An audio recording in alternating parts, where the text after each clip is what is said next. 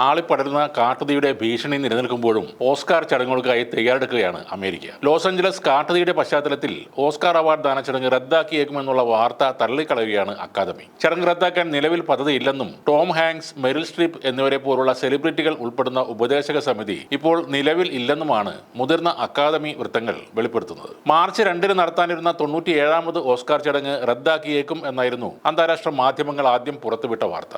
Tom Hanks, Emma Stone, Meryl Streep, Steven Spielberg എന്നീ താരങ്ങളുടെ നേതൃത്വത്തിൽ ഔദ്യോഗിക കമ്മിറ്റികൾ ദിവസവും അമേരിക്കയിലെ സ്ഥിതിഗതികൾ നിരീക്ഷിക്കുന്നുണ്ടെന്നും വാർത്തകൾ ഉണ്ടായിരുന്നു. എന്നാൽ ഇവർ ഉൾപ്പെട്ട ഒരു ഉപദേശക സമിതി നിലവിലില്ലെന്നും അക്കാദമിയുടെ 55 പേരടങ്ങുന്ന ബോർഡ് ഓഫ് ഗവർണർമാരാണ് ഓസ്കാർ സംബന്ധിച്ച തീരുമാനങ്ങൾ എടുക്കുന്നതെന്നും അക്കാദമി പ്രതികരിച്ചു. കോവിഡ് പേമാരിയുടെ കാലത്ത് പോലും റദ്ദാക്കപ്പെടാത്ത ഒരു ചടങ്ങാണിതെന്നും അക്കാദമി നേതൃത്വം പറയുന്നു. ലോസ് ആഞ്ചലസിലെ പസഫിക് പാലിസേഡ്സ് പ്രദേശം തീപിടുത്തത്തിൽ പൂർണ്ണമായും കത്തി നശിച്ചിരിക്കുകയാണ്. അതിനോടൊപ്പം ഒട്ടേറെ മുൻനിര താരങ്ങളുടെ വീടുകളും കത്തി നശിച്ചിരുന്നു. കുറെ പേർ മരിക്കുകയും ആയിരക്കണക്കിന് ആളുകൾ ഭവനരഹിതരാകുകയും ചെയ്യുമ്പോൾ ചടങ്ങുമായി മുന്നോട്ട് പോകുന്നത് ശരിയല്ലെന്ന തോന്നലാണ് ഓസ്കാർ ചടങ്ങ് റദ്ദാക്കാനുള്ള ആലോചനകളിലേക്ക് പോകാൻ കാരണം. അതേസമയം കാട്ടുതീയുടെ കടുത്ത ആഘാതം അക്കാദമി അംഗീകരിക്കുകയും ചെയ്യുന്നുണ്ട്. ദുരിത ബാധിതർക്കൊപ്പമാണ് അക്കാദമി എന്നും അവർ അറിയിച്ചു. കാട്ടുതീയിൽ 25 പേർ മരിക്കുകയും മാൻഡി മൂർ, പാരിസ് ഹിൽട്ടൺ തുടങ്ങിയ സെലിബ്രിറ്റികളുടെ അടക്കം നിരവധി വീടുകൾ കത്തി നശിക്കുകയും ചെയ്തിരുന്നു. അടുത്ത ആഴ്ചയോടുകൂടെ തീ അണഞ്ഞാലും ലോസ് ആഞ്ചലസ് ഈ മഹാവേദനയിൽ നിന്ന് മുക്തമാകാൻ ഇനിയും സമയമെടുക്കും. കാലിഫോർണിയയിലെ തീപിടുത്തത്തിൽ 25 പേർ മരണപ്പെട്ടു. എന്നാൽ ഇനിയും അവശിഷ്ടങ്ങൾക്കിടയിൽ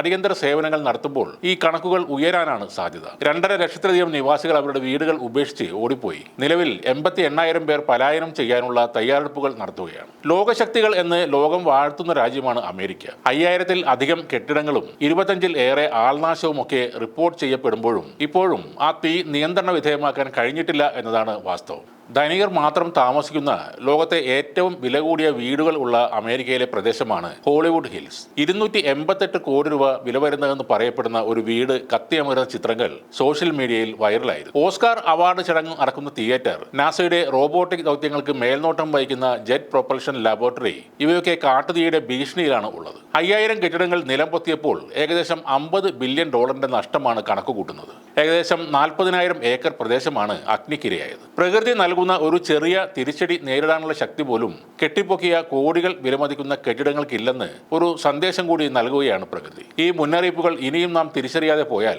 അമേരിക്കയുടെ അത്രയും വികസിതമല്ലാത്ത മറ്റ് രാജ്യങ്ങൾ ഇത്തരം പ്രതിസന്ധിയിൽ വലിയ വെല്ലുവിളിയാവും നേരിടാൻ പോകുന്നത്.